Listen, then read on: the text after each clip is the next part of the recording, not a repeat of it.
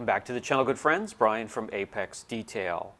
When I first started the channel, if you remember, I was in a 6-bay shop. 3 bays had post lifts. I had 2 snap-on lifts and also a set of QuickJacks. When I moved into the little smaller, cozier shop here, I made the decision to grab one of the snap-on lifts and never really worked out. Just sat way too high for the lower profile vehicles.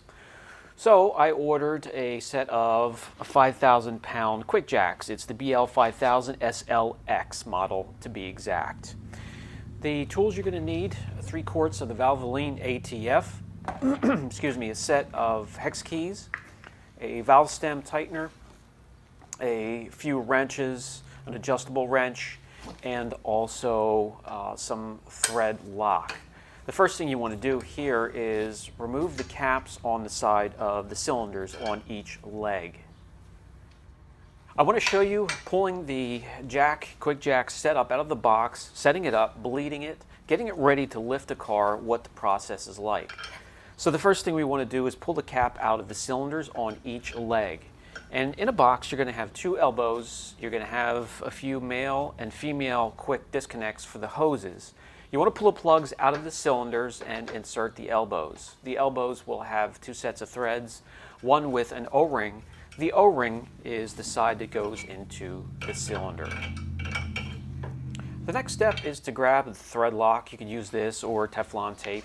And we want to get the threads treated on the elbows because we're next going to grab the short set of hoses and attach them.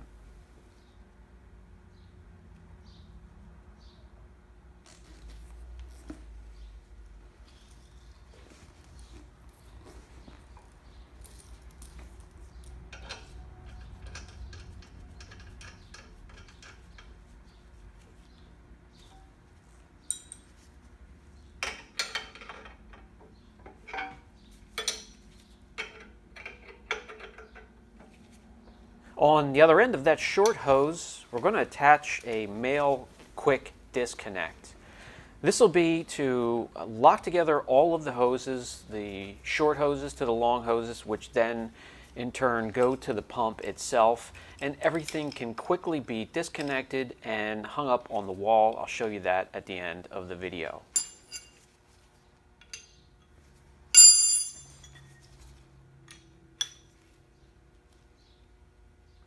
With that complete, we can fish it in, through, and under the back of the lift.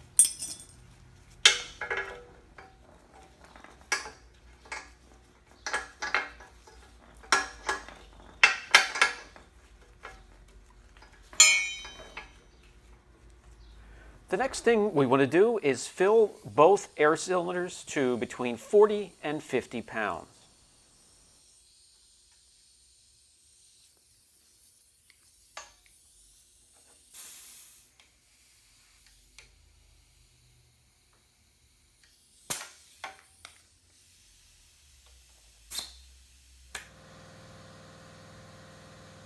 Listen for air leaks, and if you hear a hiss, it could be the valve stem. Tighten it up, insert the cap, and move on.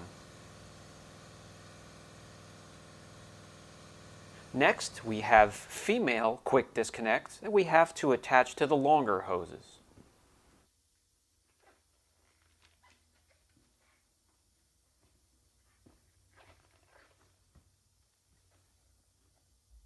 Yes, more thread lock.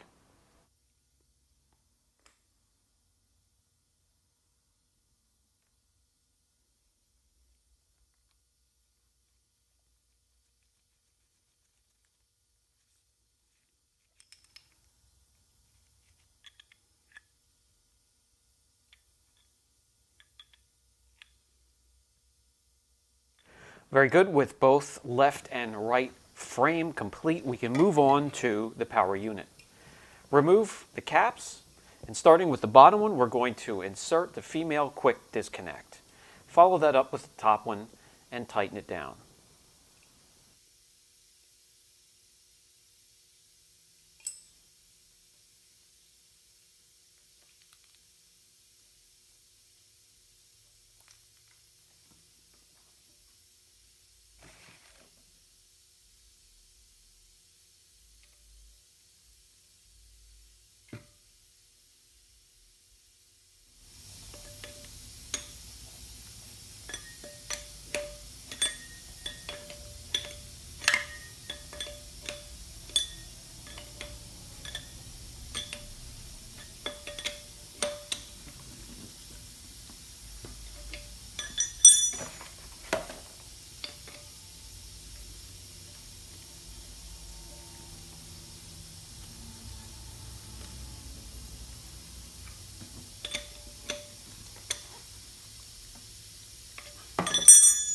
Next, remove the fill cap on top of the reservoir and grab your Valvoline ATF, a little over 2 quarts. You want to fill till it's about a ½ inch from the bottom of the fill cap.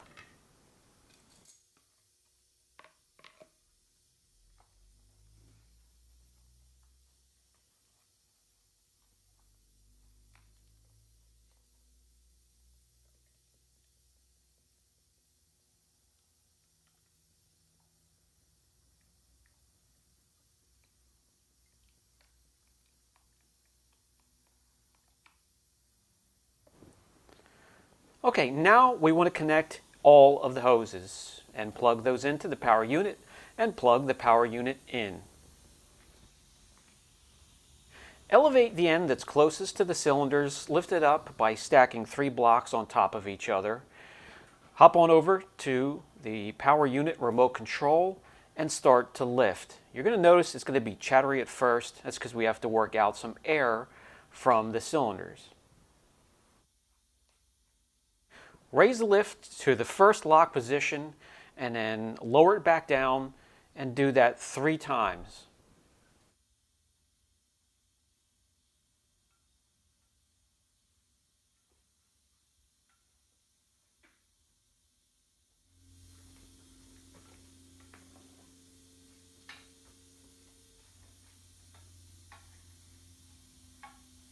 Now we can walk over to the cylinders and there is a bleeder valve. Grab your Allen key, loosen the bleeder valve till you hear a hiss. That will let the air escape. Let it escape until a little bit of fluid starts to run out. We have a microfiber there to catch any fluid, and then we're just going to tighten it right back up again.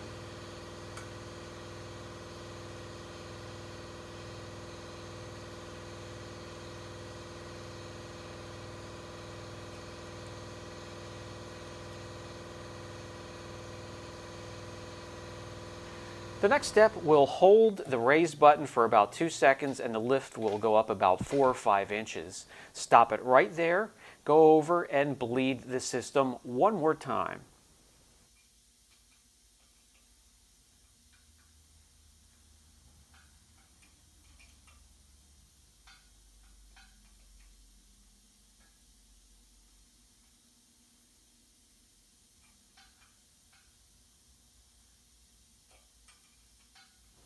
This will pretty much have fixed the chattering as the lift goes up and down. It's not going to stop it altogether because when the weight of the vehicle is on the lift, it'll run nice and smooth. So if you're satisfied, we're done with the bleeding process. If it's really chattery as you're going up and down, you can repeat that bleeding process as many times as it's needed until all air has been removed.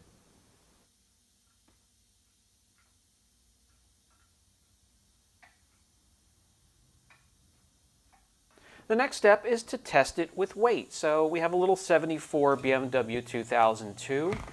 Let's get it up off the ground.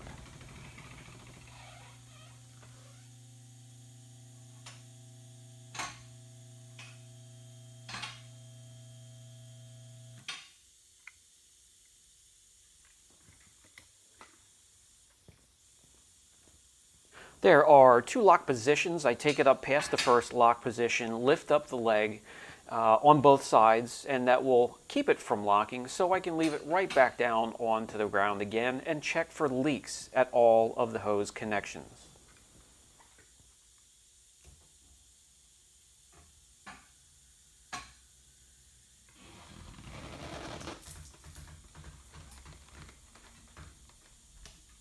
When you're satisfied there are no leaks, you can grab the wall mounts, secure them, and you have a nice cozy place for your QuickJacks.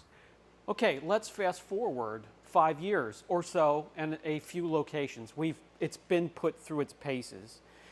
These are beat up. We use them for multiple jobs, and especially paint protection film. So they get wet and they have started to rust. We're keeping an eye on the structural integrity. I do hit it with the fluid film now and again to slow down the process of oxidation and rust, but inevitably I can't stop it completely.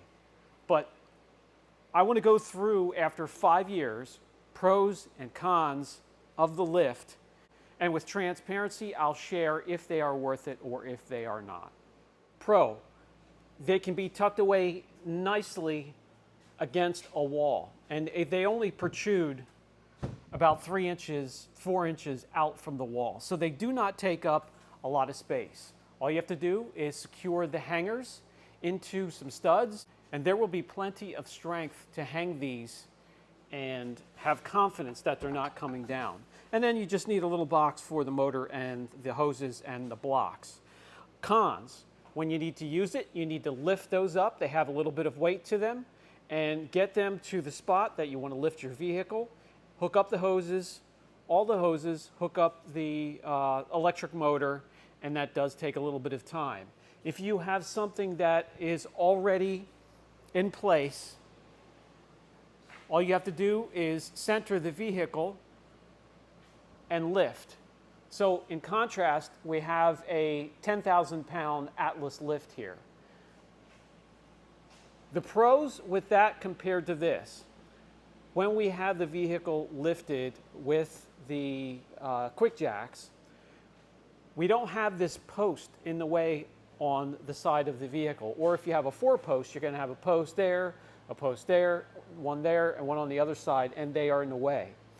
These are under the vehicle, so you have access to the front, both sides, and the back of the vehicle, depending on what your chore is, freely to get to it without having anything impeding your view or your reach to the vehicle. Now, obviously, this can lift a lot more, but because of that, and it can't be tucked away tightly against a wall like this, you will have these 2 posts in the way, and you have about 1.5 feet, 2 feet in between, not enough room to polish or do PPF.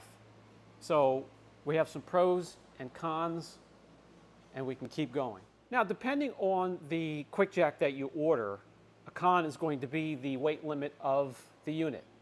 You have to take into consideration the max and then also the width of the jack. You can get the XL, which is wider and can take care of these larger vehicles and be balanced as you're lifting. But with the weight limit, you have to be very careful. If you take your wheels off on something like this and you're close to your limit and you think you're going to go all the way down and then all the way back up again, you're going to be mistaken. You're only going to be able to go down to a certain angle and back up again as you reach the limit of your jack. Con, when you do have the vehicle lifted, you cannot gain access to the underneath of the vehicle from the side. When you have something like this lifting the vehicle, you can walk right underneath it, no problem. The scissors portion of these jacks will block your view and your reach to the underneath of the car. If you're only working on the surface of the car, both sides and front and back, that will not be a problem. Pro, they do have wheels on one end of the jack so you can take it up off of its hanger and just roll it to its place. Something like this, you're not moving at all. Con, sometimes you do get air in the lines and it needs to be bled. There are bleeders that you can get each side to go up and down at the exact same time and not have any issues whatsoever or dropping the vehicle. When you do get it up in the air, I would still use jack stands as a secondary means of safety in addition to these levers here that lock into place and keep it from coming down.